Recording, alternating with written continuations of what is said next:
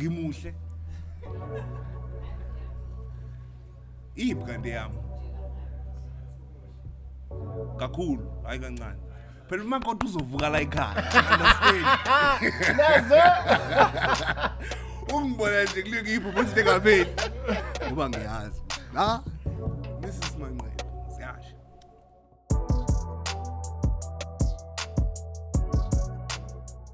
So, gentlemen, right?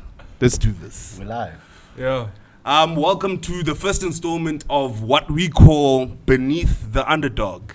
So this is a show or a series of conversations that are really geared around the young entrepreneur who's trying to make it in the respective industries that we have chose, that being construction, logistics, Yeah. property development, Might as well throw the construction.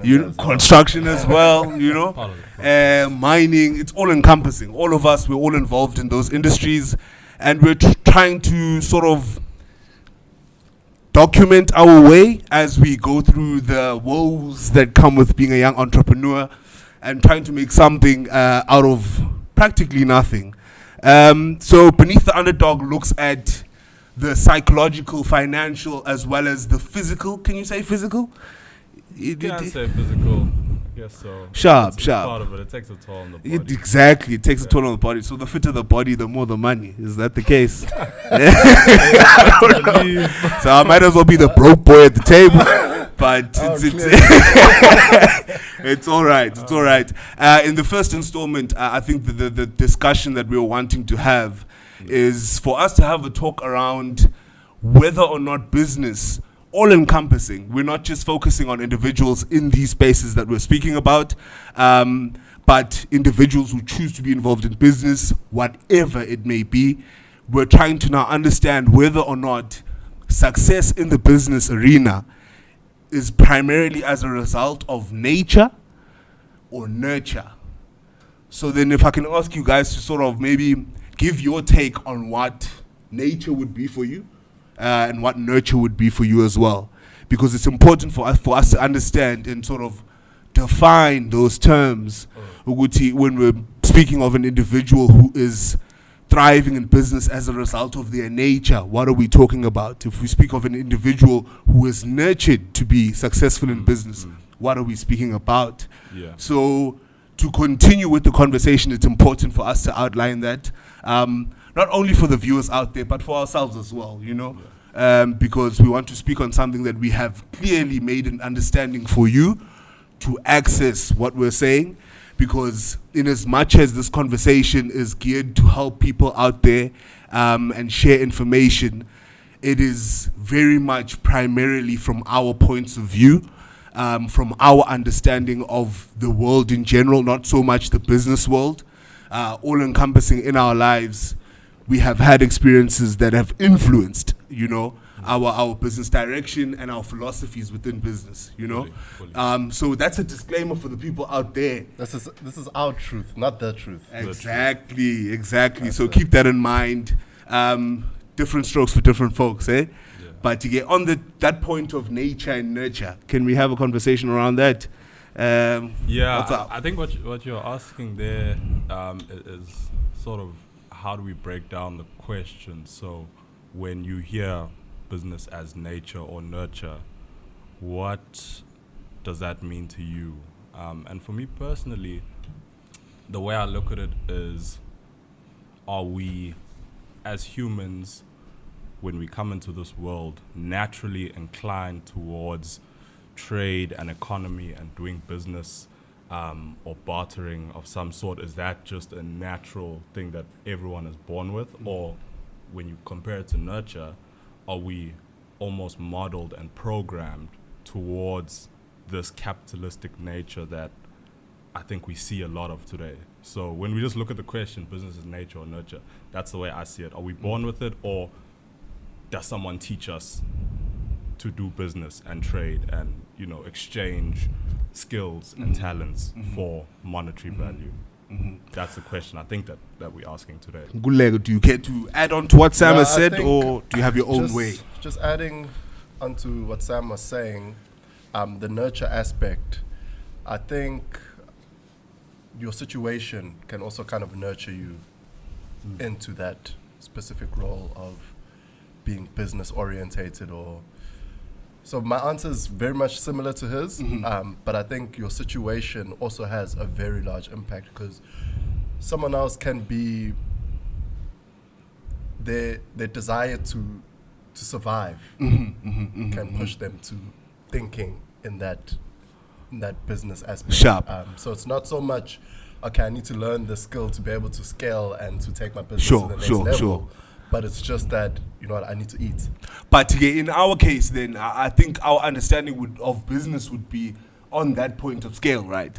We're looking at business, and also in this topic, we're looking at business as something that is scalable and something that you are consciously working on and trying to make better. Yeah. So that individual who then goes into business from a point of I need to survive, I personally wouldn't qualify them in this conversation, you know, because for them, the goal is not scaling. For them, it was never a thing where they're like, okay, at the end, this is what I want to see. You understand? Because when I look at this issue of nurture and nature is the thing that drives the big picture. Nature is the thing that keeps you in light of the end goal all the time. You understand?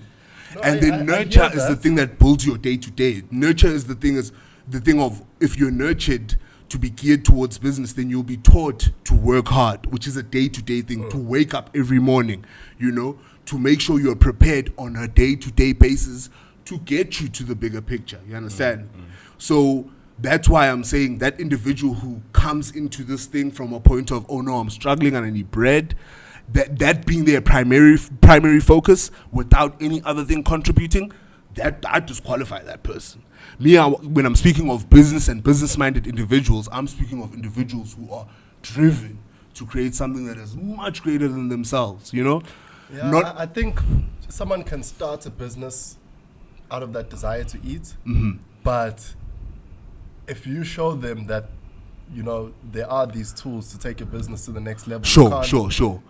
Then You know, ultimately just- their you can't- mindset will you can't change. disregard them altogether. Yeah. What if them needing to hear what you're saying regarding that, you know, upscaling of the mindset can trigger something in them to be like, you know what, actually, I'll take my Kozo Spaza shop and next thing I'll have a supermarket Kwamashu and I'm gonna upgrade it to, you know, there are some people who need that push. Sure. Who necessarily wouldn't have been thinking the way we were thinking in the beginning. But Yeah. Yeah. I think to answering the question directly is quite difficult because it's a tricky question to unpack. I remember I was actually on IG Live late last year with a friend, and this exact same question actually came up, and it was quite hard to answer. I don't think we actually ended up even answering. So let's break it down a bit, because I know we wanted to take a certain approach towards looking at different perspectives that make up this question. So this is obviously a business-centered podcast, and I think part of the answer lies in why we decided to do this specific podcast.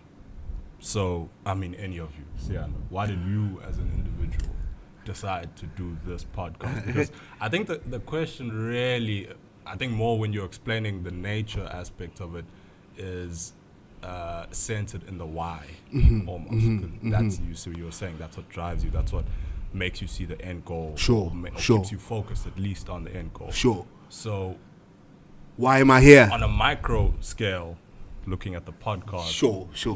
as one element of business, various businesses that you're involved in, why did you decide to do this? Because this has been in the works for a while. I mean, obviously we've been planning for a few months, but as an idea, it's been an idea in your mind for on all years. of our minds, bro. Yeah. So, yeah. Why did I choose to do it? This for me was, and I'm going to be selfish in my answer and say exactly what it is. Yeah, we are asking for your why. Sharp. It's your why. It's for me. It's for me because the views and perspectives that have sort of shaped who I am as an individual, you know, have always spoken to the fact that, hey, as black men, let us try and create generational wealth. Let us build legacies that are going to be, you know, that are gonna appreciate over time, you know, for future generations. But again, let's go back to me. I'm not so much focused on them, but it's for me because I've seen a lot in this world. I have this grand picture in my mind of the things that I want to see in my own life, you know. So this podcast in particular, why I did it, first and foremost, it's to learn more, because obviously through conversation and the sharing of ideas, not only at this table, but you know, with the people who are out there who choose to listen to what we have to say, you know, obviously there is going to be feedback that is going to be very beneficial to myself, you know, because if I say I'm doing this for people, I cannot guarantee that people are going to take the message that I'm trying to, you know, portray through this podcast. So the primary thing is me, my picture, and me being in a position where I can learn more, do more, and also be accountable, because as we're having these conversations, we're going to put our dreams out there, we're going to put our aspirations out there, you know, and we're going to be documenting throughout the journey what it is we're doing, you know, and the goals that we have. So that's why I'm saying it's primarily about me, you know, and me wanting to see all of the things that I want come to fruition. There are byproducts to that. You know, individuals are going to learn themselves as well. Hopefully, there are opportunities that are going to come to light as a result of us putting ourselves out there. Those are really the cherry on top. But the cake is all about me, and I'm going to eat it. That's it. Eat it. It's interesting because I think for me personally, you two had discussed doing this prior to, I think, bringing me into it. But it was just crazy when you guys brought me into it. It was almost like, you know, when you've been thinking about something for so long and you've never really had a clear idea on how to go about it, but then you hear it and then it just clicks. Kind of makes sense. It makes sense.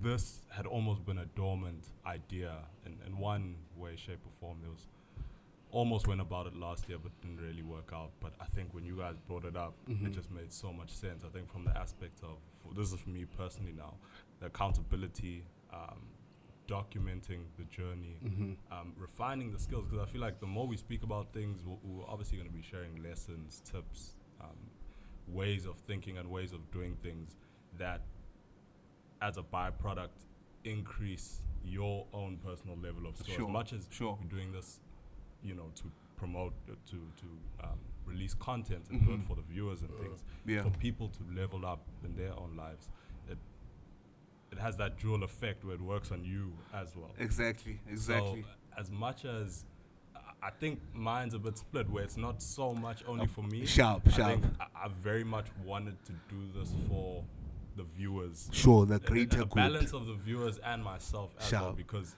everyone wins then at the end of the day. I've just never wanted to be in a position where I'm only doing something for me. Sharp.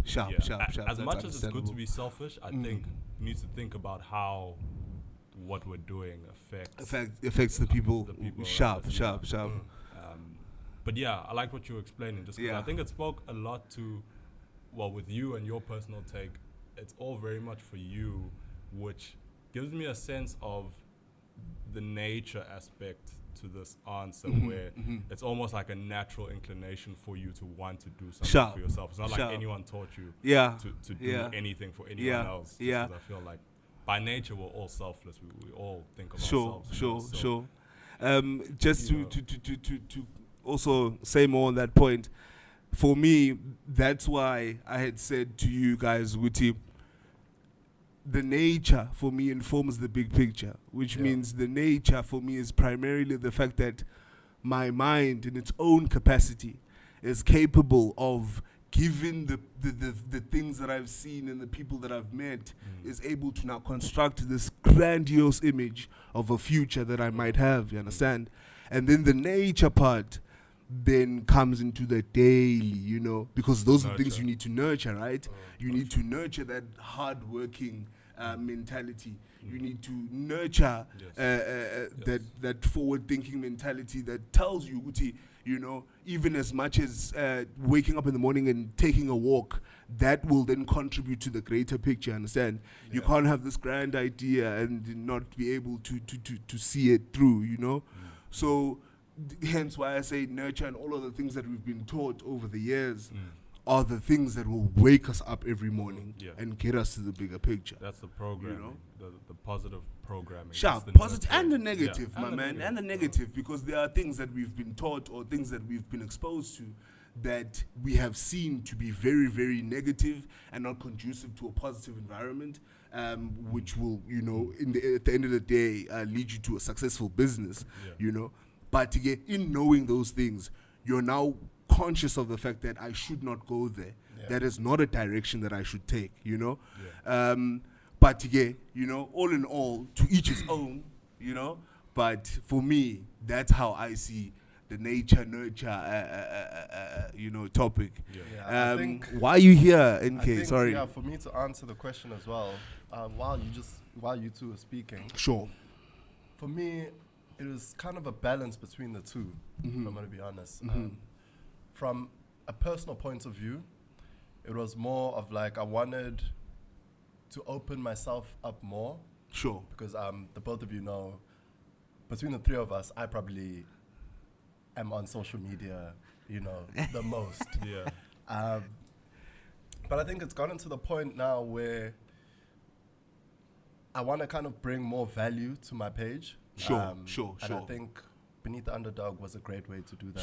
Sharp. Value to your brand, my man. To my brand Easy. as well. And you know, just show more of myself on there instead of just a nice picture. Sharp. You know, and I think it goes just engaging with people, showing what I do, but also whatever way you're able to help or whatever skills you can impart on a person. So I think there was a personal point of view, but also it goes out to also helping the greater public.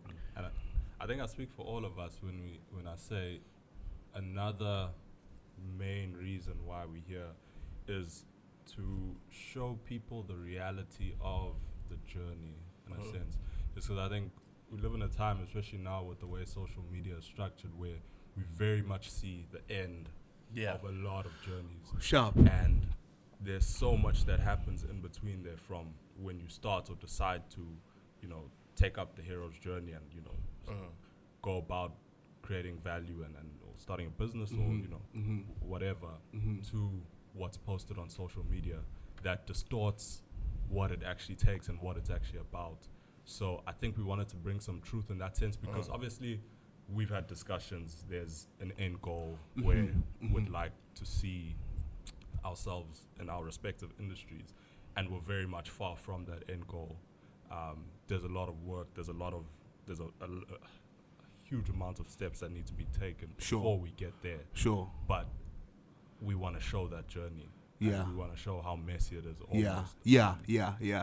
Because I think, a lot of people need to see more of that. More of the grime. That's one of the biggest things, just to show that this is not all sunshine and roses, bro. Sure. Obviously, social media, people do put their best versions of themselves out there, but not saying I'm going to show you me on my worst day pits, bro. But just to give that, you know. With Siyanda and Nkululeko from time to time, you know. But I think that goes without saying, though, that we are very mindful of our personal perspective, though, because I think there will be someone viewing this who will say, but where you at now is not where someone else is at the start of their journey. And that's very true.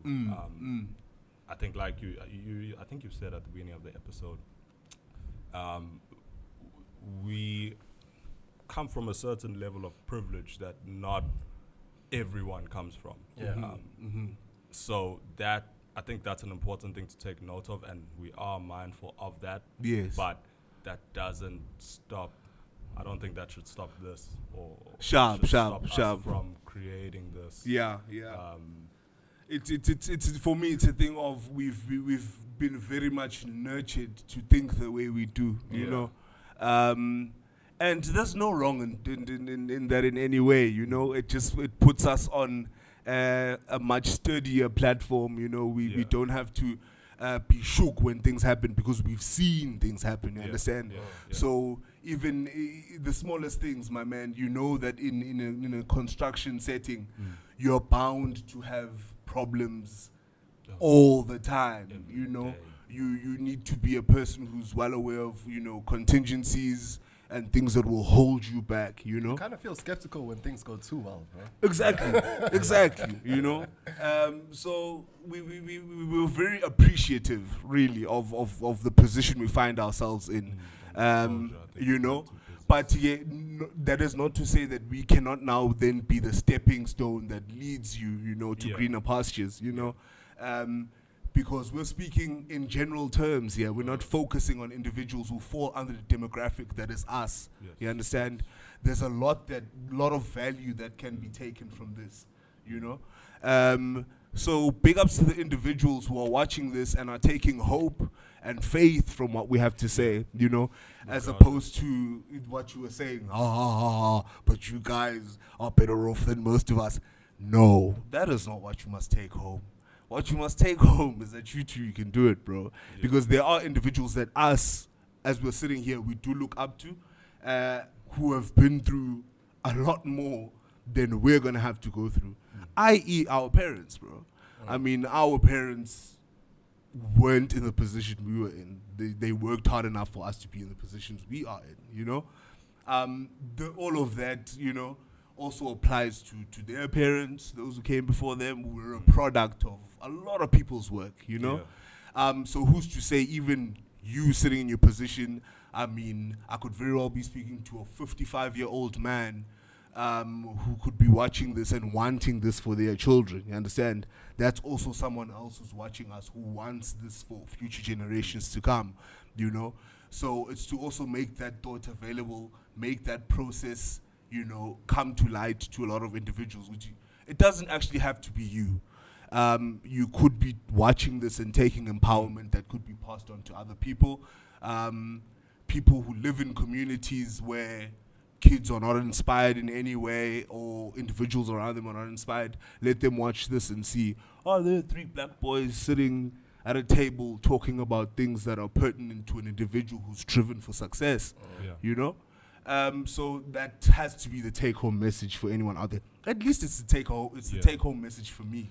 You know, I think it's just key sort of thing to be mentioned that there are no financial prerequisites to what we're discussing. Sure. You don't have to be at a certain monetary level, because a lot of these things come down to the mental and the mindset. And understandable that a lot of us are in different mental states, and I think it's just being aware of that, and that's essentially what we're trying to promote. How to get out of that and how to equip yourself to navigate business from a sound psychological point of view, because you'll find once you can do that, well, we're also going to learn along the journey that the monetary side of it comes quite easily once with that one, I mean, once you've put yourself into a position to sort of correct the psychological side of things, then I feel like you then graduate to a level where your nature corrects itself, right? Through nurture, your nature corrects itself. Yes. And then you become an individual who's driven for success, you know? So even for me, I can use an example of an individual who we were working with on a project, right?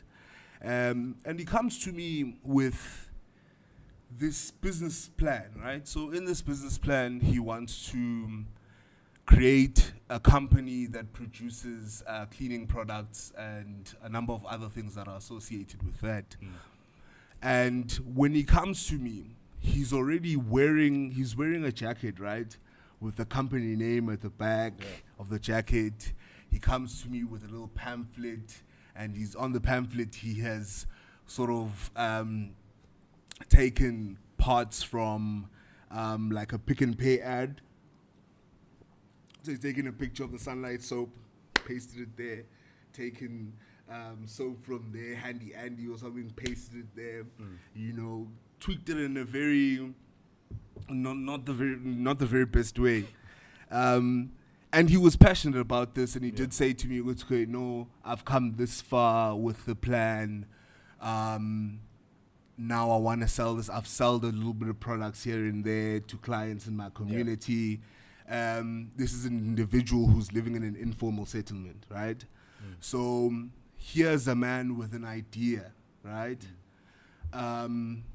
This idea, he's thought it through, but not fully, in the sense that he has this idea, but the business doesn't exist. When I ask him if the company is registered, no. The name that's on the jacket is just a dream.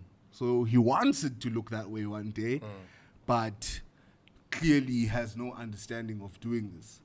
So that man qualifies as a man who is naturally inclined for business. Am I right? Fully. So now he needs to be nurtured so that he can do all the things that makes this business work.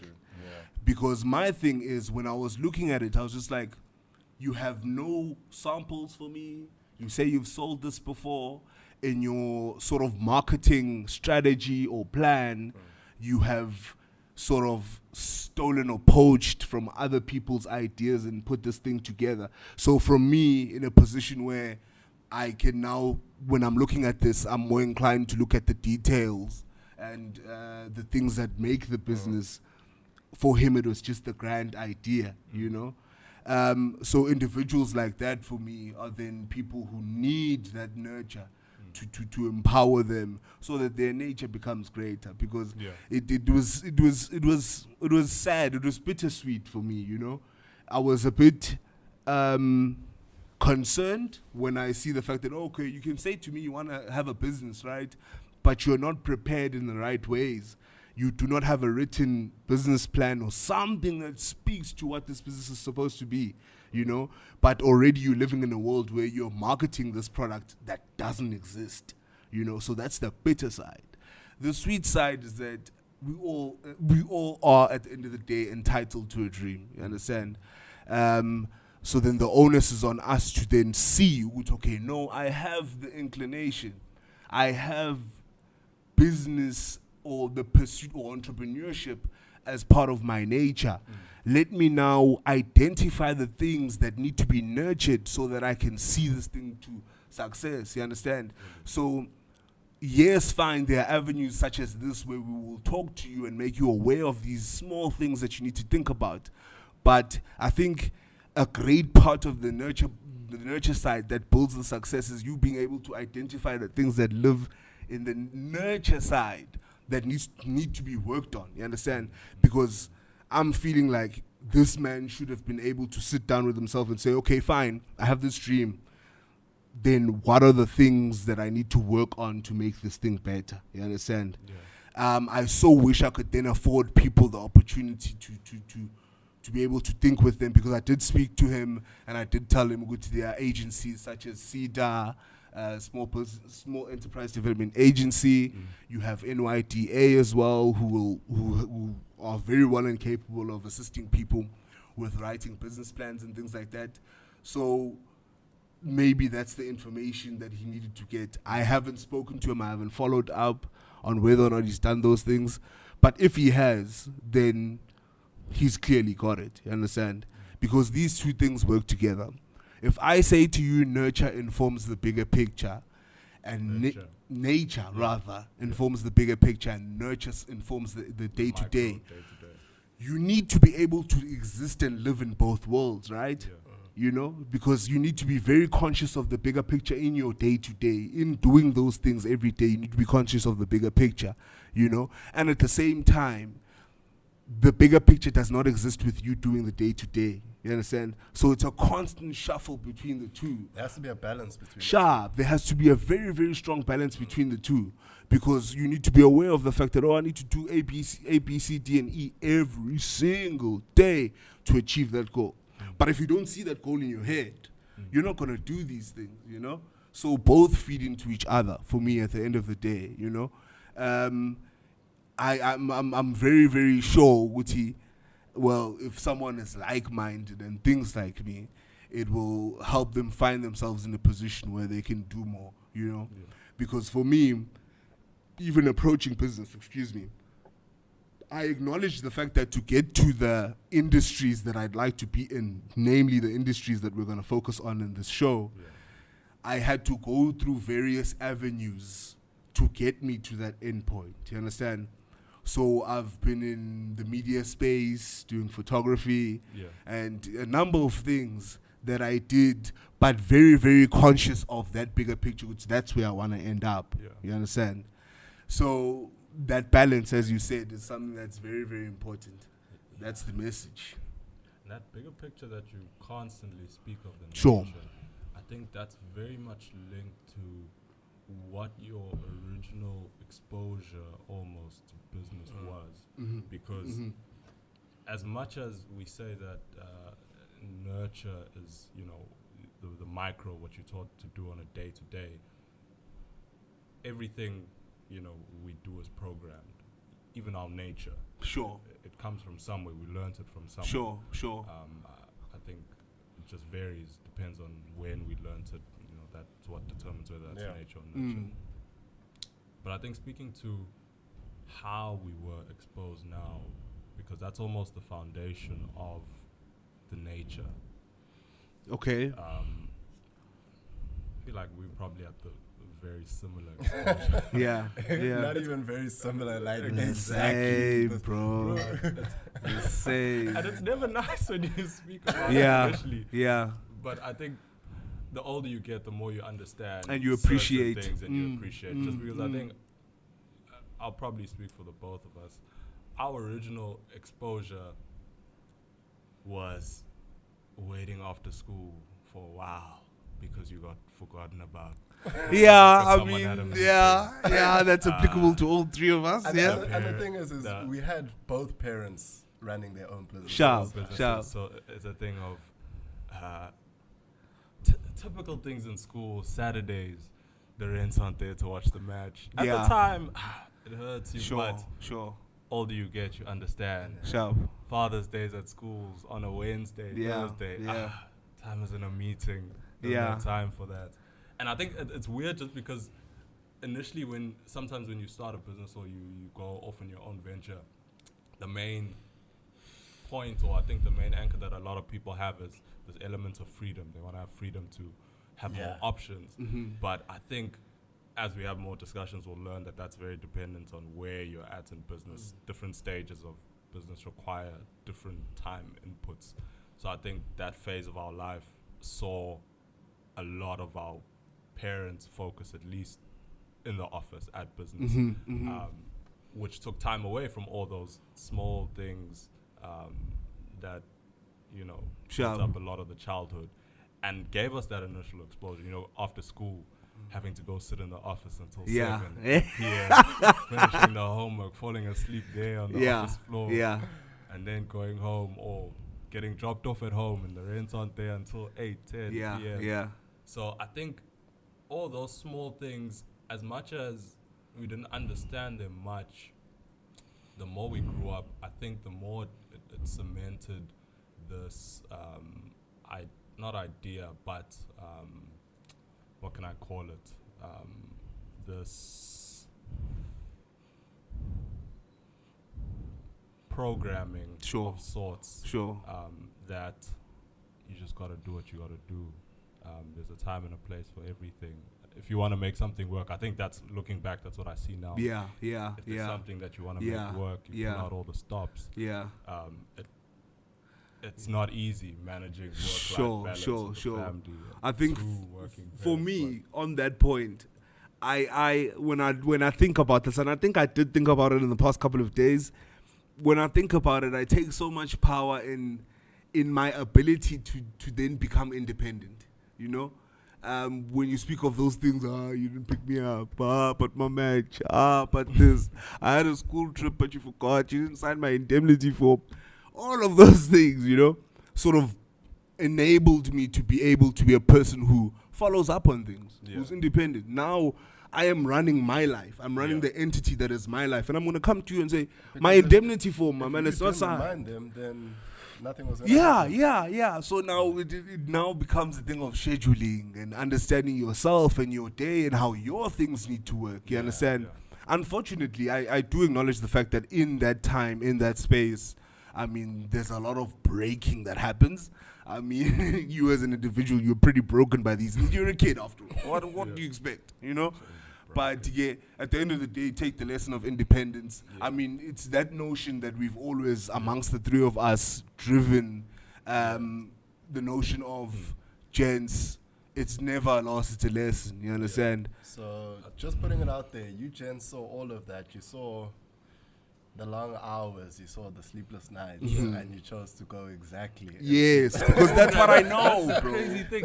That's what I know. From your environment, like that's all we saw, that's all we learned. But on the flip side, you get exposed to environments and situations. Next thing, you're 10, 11 years old, you're on a construction site, you don't know what's going on. But you just see this guy said, hey. So in those experiences, you will understand, Uguti, maybe whilst you're at the construction site, right? And then something happens, right? The pipe bursts or something happens, bro. Now, when you're older and the same thing happens, trust me, you'll know how to react. Yeah. Because that picture in your mind is playing out of that individual who was able to address that issue at that point in time. You understand? So all of these things that we experienced, I say it again, I was hurt, bro. I'm not gonna lie. But now when I look at it with a fresh perspective, and I did a little bit of healing, bro, you know? Yeah.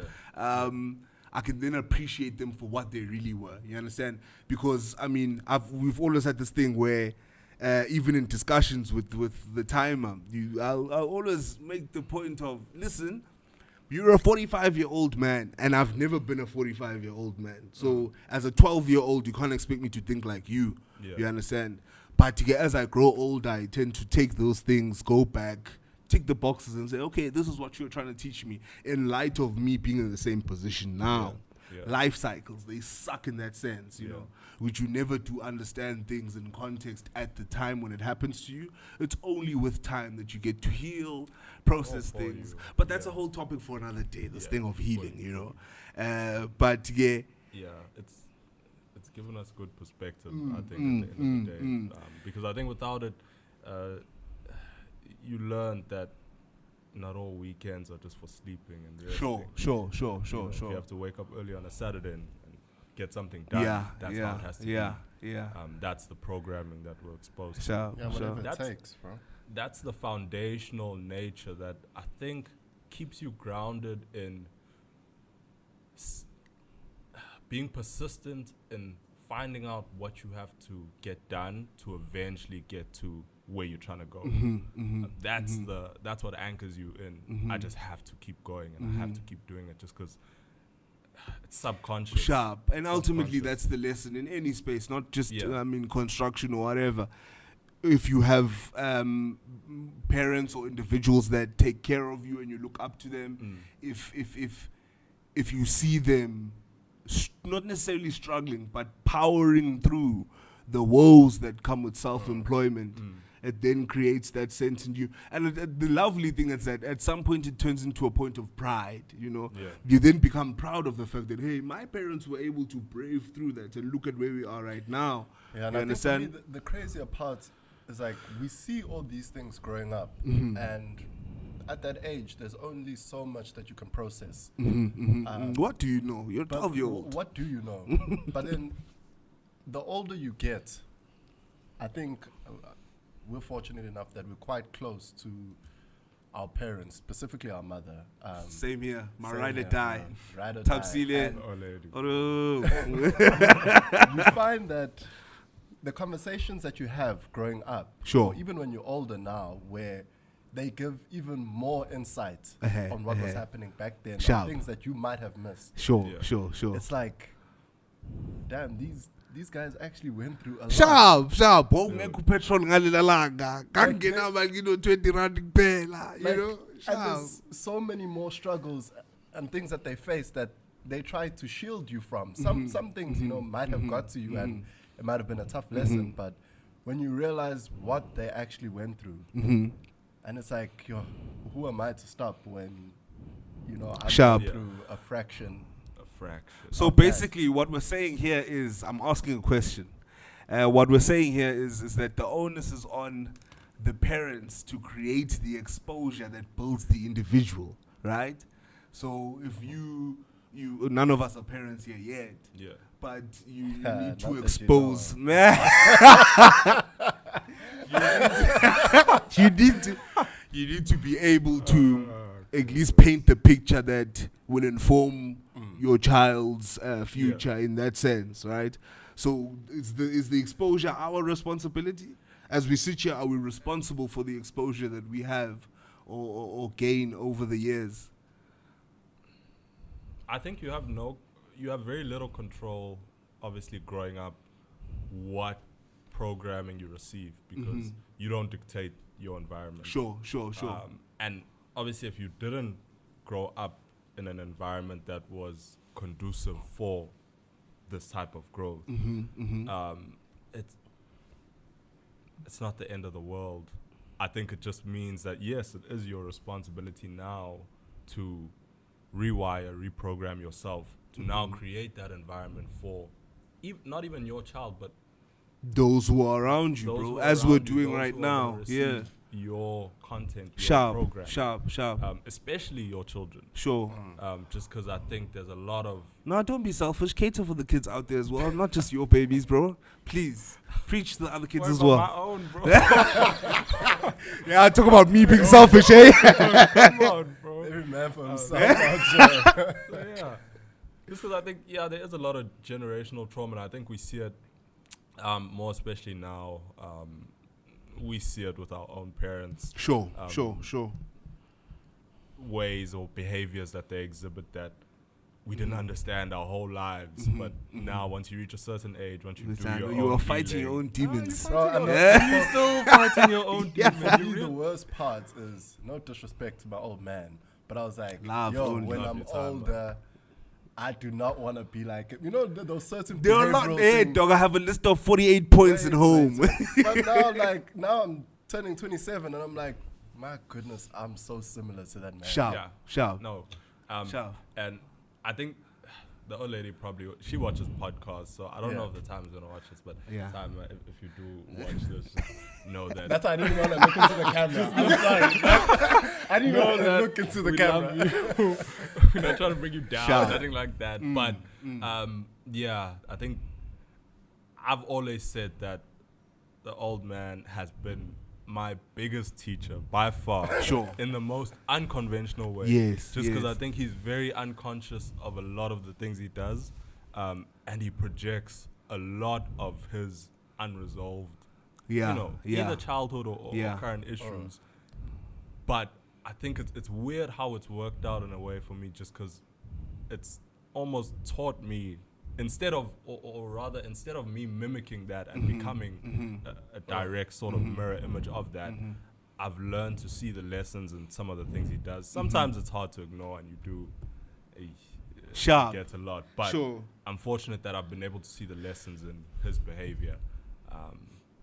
And you get to a point where you're like, hey, I just want you to heal, bro. I mean, for us, one thing that I've been... Now we're going off on a tangent, but it's okay. Yeah. I mean, one thing that has been very, very powerful for me to experience and understand is that the reason why we are able to scrutinize these individuals so well and so precisely and concisely is because they are really the only people who are trying to take care of you out here. Yeah. They're the only people who are trying to do all that's within their mind to make you a better individual. Yeah. So you're not making these observations in contrast to someone else. This is the sole source of all that is good and bad that you have. You understand? People in the streets don't matter that much to you. If a person in the street comes through and you say, "Hey, fat boy," I don't give a damn because I don't care about what you exactly. But if my father was to say that to me, boy, I'd live as a big man my whole life because he's the one person who then drives the image of myself prior to me being able to say, oh, I'm powerful enough, I'm a man, and I can think in my own way. And I think we're at that time now, 26, 25. Yeah, 25 is the number, you know. I'm not there yet. No. I mean, I always say, I'm not you there know, yet. before you're 19, you think you know everything. Yeah. From 19 to 25, you know everything. And then after 25, you don't know shit. Yeah. You really don't know anything, bro. And that's the craziest part. Just going back to what you were saying about, obviously, them being the ones who look out for you, good or bad. Good or bad, my man. It's like our parents, growing up, okay, Sam was saying, they were always too busy, but they always wanted us at home. They always wanted us just close enough so that, you know, when they were around, it's like, okay, I don't have to shout too far. This person's right here. And you found that growing up, that was frustrating. It was like, you know, like, I want to go out and be with my friends. I want to do my own things. But now it's like the older we get, it's like we spend so much time with them, and it's like I don't even mind. Yeah. Like you can just be at home. Yeah. You know, I was having a chat, just to speak on that point, I was having a chat with a friend of mine, and she grew up with her parents not living with them. She was raised by her grandmother, and parents were working, you know, elsewhere, not even in close proximity, you know. And as a child, when you have your parents right there with you, you have this thing of, but guys, give me some air a little bit. Can you guys go on vacation? Give us some space, you know. But now that I'm older and I can see and hear the perspective of a person who did not have their parents around, and for the most part it felt like they didn't care, you understand? That is a pretty different world that I probably would not have survived in, you know? Having that day to day, having my father on every Saturday morning knock on my window to ask me if I'm awake. At like 6 a.m. Yeah, I mean, I'm awake by virtue of the fact that you knocked on the window. But those things made me crazy. Yeah. It drove me crazy. But those are the things that make me wake up early in the morning every day, you know, because I know, Uti, it's not so much a thing of, now that you're older, it becomes a thing of, we as the Mfegas wake up early. Yeah. We as the Mangeles wake up early because we are people who work hard and we are people who are driven as a result of those days where people were knocking on your door to ask you if you're sleeping. Man would wake you up on Saturday and want you to work 3-4 hours in the garden just for you to work for those 3-4 hours every single Saturday. Even if there was nothing to do for those 3-4 hours. He's building a window. Man, there are 3-4 like people in the garden who are paid to work. Okay. But you alongside them doing your 4 hours. If you are riding skateboards there at the beachfront for those 3-4 hours, would you be this man who's sitting in front of me now? Yeah, I wouldn't. Hell Most no. likely wouldn't be. You'd be drinking codeine and lean there. And chilling with your outies. I'm telling you, bro. And that is not to discriminate against disclaimer. Hey, but I'm just painting the picture of it's those small things that, you know, make you the individual you are today. So all of these things we're discussing on a point of exposure, bro. We're not just talking about exposure in the sense that, no, we were taken to business meetings and all those things. Yeah. We're discussing the things that really, really, really and truly informed who we are today, you know? But yeah, that was a bit of a time, man. I think it would be nice one day to have... Yeah, it's on that point of nurture, bro. So not so much a tangent. We're just, you know, sharing our feelings and our experiences, which is what this thing is about, bro. Yeah. You know? But I think what we touched on a bit there was...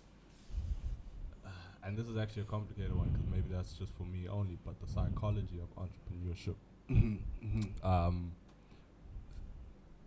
When you go into that topic, and I'm going to reference him again, Uvo Sitembegwayo has such a good mental model. Yo, he is. This man loves Sitembegwayo now. Yeah, go listen to those masterclasses. How many meetings has Sam brought up? Yeah, bro. Yeah.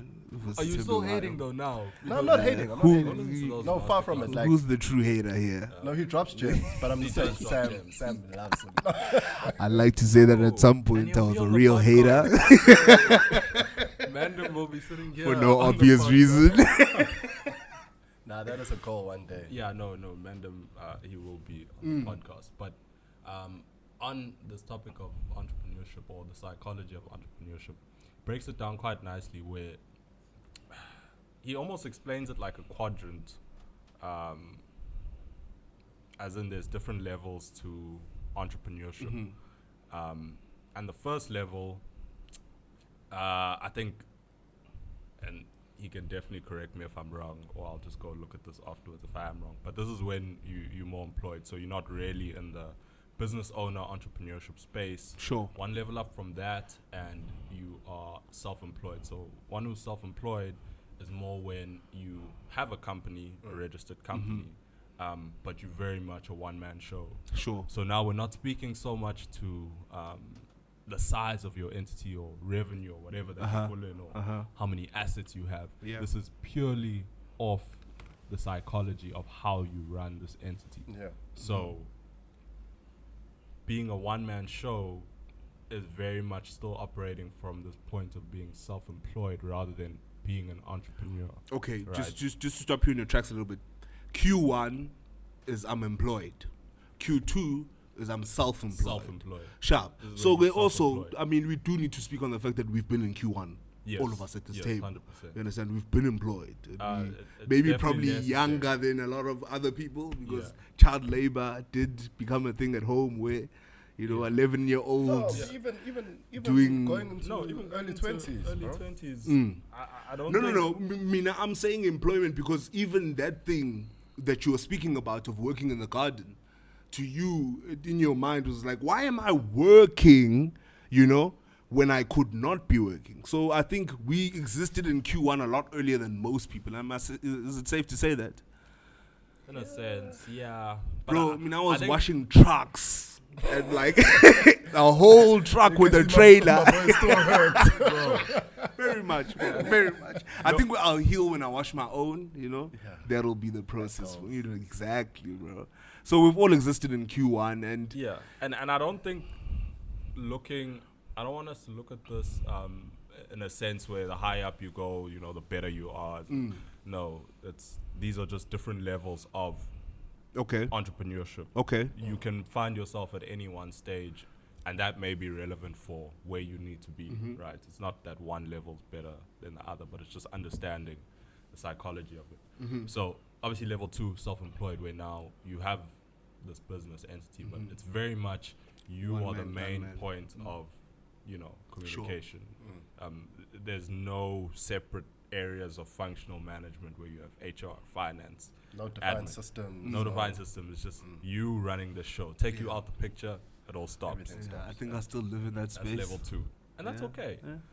Level 3, we now level up to a business owner, Okay. right? So, business owner, you're still not truly free because now you do have levels of areas of functional management, but you are very much managing, managing these Sure. various So functional areas. the functional areas work as a result of you delegating Yes, most of yes, the yes, work. yes. Okay, one foot in So that Q2, is one foot in business owner Q3. now, Maybe. Yeah. business owner. Okay. And then the fourth quadrant is now an entrepreneur, Okay. where you're now managing a team of managers and almost managing a complex information system Yeah. where you can pull yourself out of the day-to-day runnings And things will still and carry on. things carry on. You are now managing the performance of your managers. That's almost now where we get to this title of entrepreneurship. Okay. So I think that's helped me understand the psychology of entrepreneurship quite a bit as well. In that, but we don't want to, at the same time, I don't want to put entrepreneurship up there on a pedestal as, this grandiose Sure. thing to reach just because we want it to come across as accessible. But I think just understanding the value behind the word. It's a really important one because sitting here right now, I am learning a lot. As I keep saying, I think I have 1 foot in I feel Q2 like and I 1 should be foot in taking Q3. notes, bro. Yeah, bro, and it's coming with the gems, here, masterclass boys. But yeah, it's nice to know, Guti. Obviously, some people identify this thing as a process, bro, because I think for the most part, in the space of business as young people, we do have that grandiose idea of entrepreneurship, and when you can voice the fact that or call yourself an entrepreneur, then you've made it. I think what that table that you just explained showed me more than anything is that it's not this grand idea. It's more it our just shows process, how much work and process goes into building a business. And being an entrepreneur, that's what it is. It's building a business, because I think once you get to that point, sure, you get to where we'd all like to be, where it's just succession, and you get to that point where now we've built something where, like Sam was saying, you be able to take that person out and it still works. So that it's even greater than yourself. When we're not there, this thing is still moving. Sure, it's still operating for generations to come. Sure. I think what it showed me is the level in which business has evolved, in that if we go back, I don't know how many years you want to go back, 2,000, 3,000 years, whatever you would have defined as business or entrepreneurship then, that was very much born out of nature, was not to the same level of complexity, or it could have been, I'm not sure, as what this table describes now, in that we can have nature, but I think nature and nurture are very codependent, where for business to be what business is, there needs to be a combination of both of nature and nurture. Sharp. It allows you to be a very well balanced person. As I said, you acknowledge the big picture and live in the present. But it's very nice that you did that for us, bro, because it now creates a picture in people's minds of the fact that this is very much a process. It's not a thing of, the day I have a registered company, then I'm an entrepreneur and I've done all that is to be done. It's a process in which, and it also helps you to identify yourself in those different phases, for me, I had not identified myself as someone who's, in a particular quadrant on that table until you mentioned it. Okay, no. Actually, if you're still delegating things, then you are not at the entrepreneur level. And I think the craziest part for me as well, just thinking about it, like our family business, it's been around for 20 years now, but very much in quadrant two. That second very quadrant. Two. Self-employed. And now, I think it's just highlighted for us is that we have to now try take it to the next level. That's why I think I like this idea so much, because it speaks to the mental and the psychology behind what you're trying to do and the intention, because I think we need to promote this thing of not focusing so much on revenue, assets, image of what a business is, because if all you have to do is pull away one person and the entire business collapses, is it really a business? Yeah, because people tend to. That's going back to that story about that gentleman that I was speaking about. The primary focus for him was, here's the business without the actual bolts and nuts that put it together. So that's the important part. Obviously, the onus is on us to grow things to a point where we can pull ourselves out and then have it run, automatically. But also as an individual who appreciates business, or the business arena that I have been fortunate enough to be in, I do really, from a personal point of view, appreciate that notion of always being hands-on. I've had a lot of individuals in their efforts to teach me say, but the wealthy man is detached from the business. The wealthy man does not have to know how the TLB works or the loader works or how to hitch a trailer, Then obviously that informs the level that I'm at and the feeling for business that I have. Because we must acknowledge, Guti, entrepreneurship as defined by these quadrants is not the ultimate goal for everyone. There is an individual who has created a business as an entity that focuses around their own skills. 100%. You understand? Yeah, but it also goes to show how much you love what you're doing. You want to learn how to drive a TLB or drive a TLB because I know that you genuinely enjoy doing that. Sharp.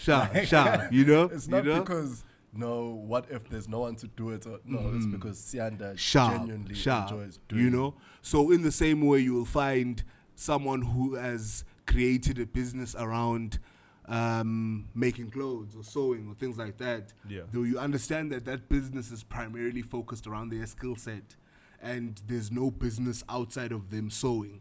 You understand? So it's important for us to understand which the goal is different. We sitting at this table, I would very much like to delegate things and hopefully get to a point where detach me and things are still running. I'm fighting for that one. You understand? Because I do not want it to be solely based on my skills and my ability to think. It needs to be an engine that empowers a lot of people and works very well as a result of each individual being able to hold up their own within the entity, you know? So yeah, that's what I'm saying, Gucci. This thing has helped me understand that too, Gucci. All the individuals, because we have this tendency as people who are well educated and have been exposed to a lot more than other people, there is this tendency to think, Uguti, if man's buying meat at the side of the road, not making a lot of money, then he doesn't have the insight, he doesn't have the drive for business. He could have a lot more than this. But what if their goal was to have what you defined as quadrant one? 100%. And that's what I think the beauty of this model is that you, like I said, it's not a hierarchy. It's not about striving to rise through the ranks. It's about understanding what you want out of the skill set that you have, because we all have a skill set and we all essentially want to monetize that in the form of business. Sure. And just understanding how or which quadrant you want to be in. Someone wants to be self-employed where they very much enjoy being hands-on. That's okay. But you know, don't fool yourself in saying that you're an entrepreneur, you want to be this entrepreneur, but then you're very much fixated on micromanaging. Even if you have the intention to let go, it's just about understanding where you're at and just being okay with that. Like we said, you know, it's not a hierarchy where, you know, one's better than the other. Because in the same sense, we're sitting at this table in the businesses that we've been exposed to and are involved in, there's a lot of delegation that comes into play where you outsource some things, you know. For instance, on a job, if it's a construction job, you'll at some point maybe outsource the plumbing or outsource the air conditioning because you don't specialize in AC and all of those things. And at the same time, you do expect the best out of those people, you know. So if you will then find that the individuals who then take the time to do the best jobs, or individuals who appreciate their entity and the capacity that they hold within that entity. Knowing Uguti, for instance, there are individuals who come from trade and then go into business, and their trade is their skill. If you're welding, you have a welding business, so then you have a few assistants here and there, but at the end of the day, you need to be the one who puts it all together.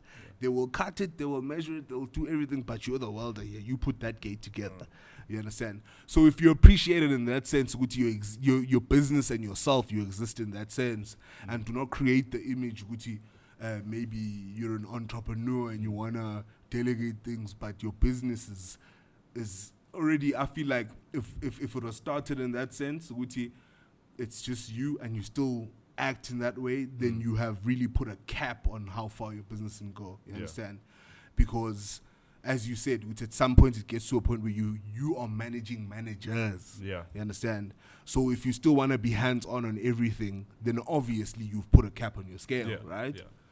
You just need to be mindful of that cap. So, gents, nature or nurture? Does it really even matter? It both works. For me, I mean, through this conversation, I can really say it works hand in hand. But you need to be very, very aware of how the one contributes to the other. I think that's the biggest thing. Your journey, like, bro. Just thinking about, obviously, what you gents were saying. The answer will never be concrete. I think it just personal goes for answer. It's a very personal answer, but like Siyanda was saying, you just have to be aware of your own situation, Because like we were saying in the beginning, this is from our own personal perspective. I can give you an answer based on how I was formed and shaped, but I will never give an answer that is concrete to another individual. Sure.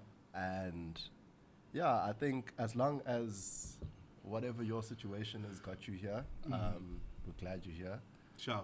And yeah, we can only be aware of ourselves and what we need to do and what skills we need to acquire to get to that grandeur Sure. end goal. I mean, I feel like, I think I kind of explained it this way, where I feel like the question we're asking, business as nature or nurture, is similar to the whole what came first, the chicken or the egg type thing. It doesn't really matter. We eat chickens now, we eat eggs now. Nobody really dwells too much on that. So I think it works in the same sense where it's like business as nature or nurture, like which is more important. It doesn't really matter. Business is going to go on regardless. But I think what asking this question does is it gives you an understanding of your why, your programming, why you're doing what you're doing. And I think we need a lot more of that, just so that we create more intentional businesses and we become rooted in what we actually enjoy doing and are very aware of the type of businesses that we're creating. Yeah, it's easy to go on autopilot sometimes. I think a lot of businesses are on autopilot, where we take the social factor out of business and then it no longer serves the people. Businesses almost, and the products we create almost start to destroy communities and things. So I think if a lot more people were aware of something like this and just kept that in their mind, I think it would steer the world and create more of this social capitalism, social capitalism. I don't know. A few people don't believe that actually exists. No, there's social capitalism. People don't believe that exists just because I think people have very negative views of capitalism in general. I personally don't think capitalism is the problem. I think we need capitalism, the progression of business to survive. Sit down. So I think being aware is a good starting point to creating more businesses that serve the people and each other, and Sure. promote that skills transfer and development, and upbring communities. Sure. It's important, but whether we have it or not isn't going to determine where the business goes on. Sure, because I think the important thing for us was to not necessarily view this business nature or nurture thing in the greater scheme of things. Well, let me speak for myself, in that the most important thing for me was that you as the individual always be aware of this in your own life and space. You understand? And it's applicable to a lot of things in life, you know, even with relationships and all of those things. Nature and nurture, you know, always have that conversation with yourself, Guti. What's the bigger picture? And am I doing the thing today that informs that bigger picture later on, you know? So I think for me personally, that was the driving message here. Is it important? It's not important when you ask the question of either or, you know? It's important, but for us to then say the question of and, you know, the both of them need to be together, you know? If you look at one, I don't think you will be as effective, you know, if you tend to focus on one, if not the other, you know, because obviously we're wanting to then create things that are greater than the things that came before us. Then obviously there are new skills that need to be fed into the point of nurture, you know, to then guarantee a greater nature, you know, in each individual. So as a driving force for individuals out there who are wanting to be in business, definitely be well aware of your nature yourself and the things that inform you as an individual. Hence, those things are what we call nurture, you know? So today's conversation for me was a very important one. Also to give insight into who we are as individuals. Because we did say that obviously this is a voicing of our own opinions and our own perspectives, you know. So that's very much giving you insight into how we were nurtured to get us to the point that we're at today, you know. So yeah, the message is to always be aware of it and always keep it in your mind, Uti. If I do nurture myself correctly, or keep myself in a space where I'm nurtured by the individuals and the views that are around me, in a positive way, then by all means, keep episode 1 of Beneath the Underdog on repeat. That's what it is. Repeat. Listen to it at least 3 times. Sharp. Yo. So I think this conversation has been helpful for us at this table.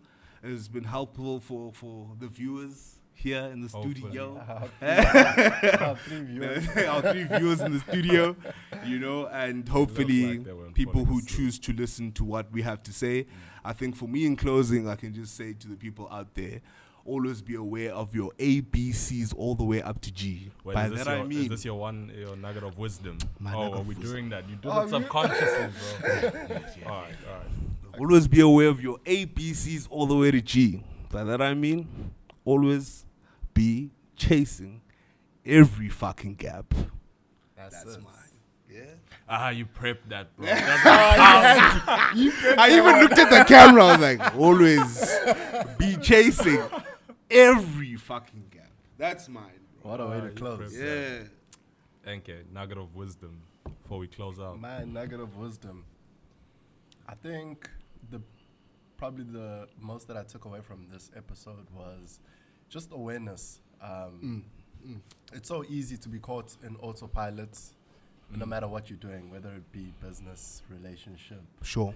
just life in general. So just that awareness, I know it's a big thing for me as well. Just to always be asking those questions. Why am I doing this? How can I be better for myself and also those around me? Sure. Yeah. So yeah, just that awareness, huh? Yeah. I think that's crazy because it links to what I'm about to say, and that your description of nature and nurture was quite interesting for me, and it builds onto the nuggets, and that you're not very much in control of your nature because that's childhood programming. That's cemented, but your nurture is almost what you have full control of, more than you think you do. So I think it's more, yes, about being aware. Zoom out and look at your day-to-day. Look at what you're tolerating. Look at how you operate. Look at what you do every single what you day. tolerating, bro. That And you just That hits realize home, your self-worth. bro. Hey. in that moment, bro. Hey. So nurture, I think, take that third-person view on your day in, day out to evaluate, what's happening on a daily basis that's making you who you are and programming you. Okay. I feel like I should have had a better nugget, but you'll take my nugget for what it is. Take it for what it is. Take it for what it is. Always be chasing your goals, and that's part and parcel, right? I mean, if you're an individual who's geared to chase all those gaps all the time, then you will obviously be aware of the things that need to be done on a daily basis. Yeah. But your nugget makes sense now. See why you call yourself the flamboyant boy. Flamboyance, bro. A, B, C, D, E, F, G. That's what it is. Yeah. Easy peasy, right? Done. Sharp. Thanks, gentlemen. That's an episode, bros.